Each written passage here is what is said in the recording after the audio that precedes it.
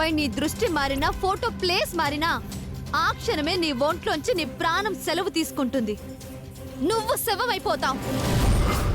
జాగ్రత్త, జాగ్రత్త, జాగ్రత్త.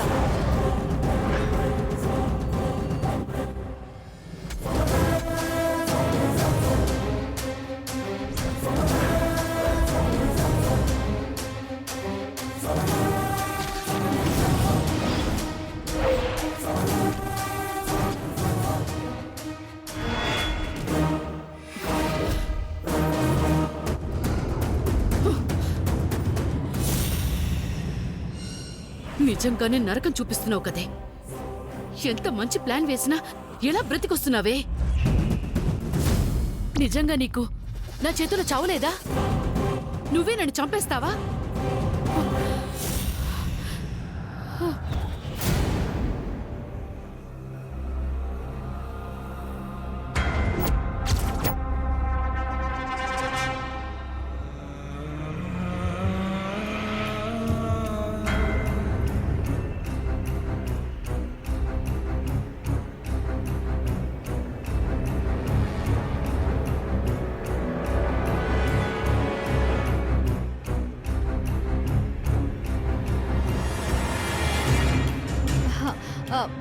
ఏంటి ఇలా వచ్చారు?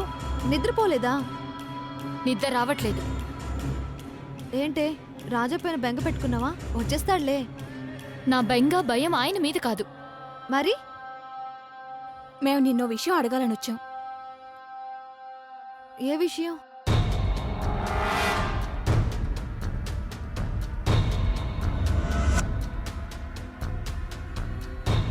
నీ ప్రవర్తన మాకు అర్థం కావట్లేదు. నీ మాటలు కొత్తగా ఉంటున్నాయి. ఏదేదో చేస్తున్నావు. ఎందుకు చేస్తున్నావో తెలియడం లేదు. నేనేం చేస్తున్నానే? దేని గురించి అంటున్నారు? అత్తయ్యకి నువ్వు చేస్తున్న సేవల గురించి అడుగుతోంది.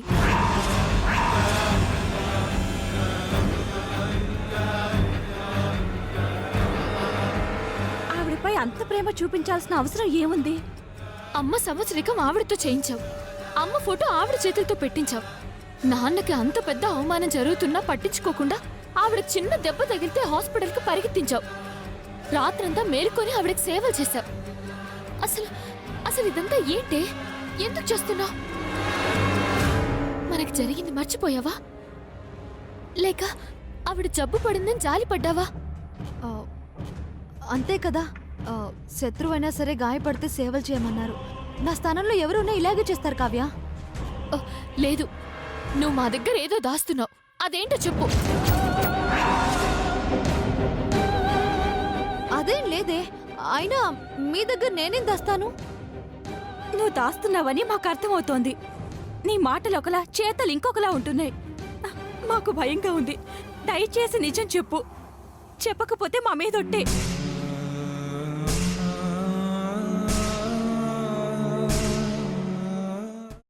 అమ్మా, అలాంటి వాళ్ళది నిజమైన ప్రేమ కాదు, అది వ్యామోహం. ఎగ్జాక్ట్లీ చిన్నత్త. నిజంగా ప్రేమించుకున్న వాళ్ళు అలా చేయరు. ఎంత మనసు విరిగిపోతే కన్న కూతుర్ని పట్టుకొని మా దృష్టిలో చచ్చిపోయా ఉంటుందా తల్లి? అది సరే అమ్మా, తన కూతురుతో తన మాట అనేటప్పుడు ఆమె మాటల్లో వ్యథ, కళ్ళల్లో బాధ గమనించావమ్మా? పెద్దబాబుకు బర్త్డే విషెస్ చెప్పు కూడా వెళ్ళాం కదా. ఊరికే ఎలా కాలిపోతుంది? మంట పెడితేనో పడితేనో తగలబడుతుంది.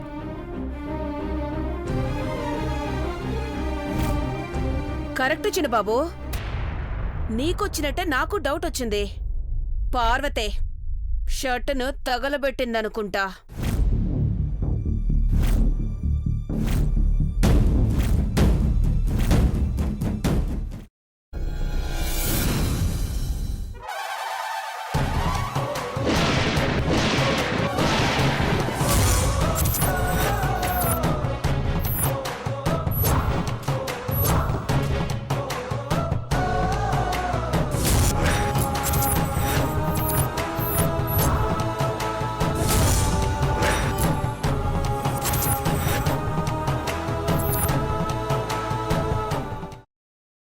తర్వాత పొట్టు తీసేసి చాప్ చేసి పక్కన పెట్టుకోవాలి.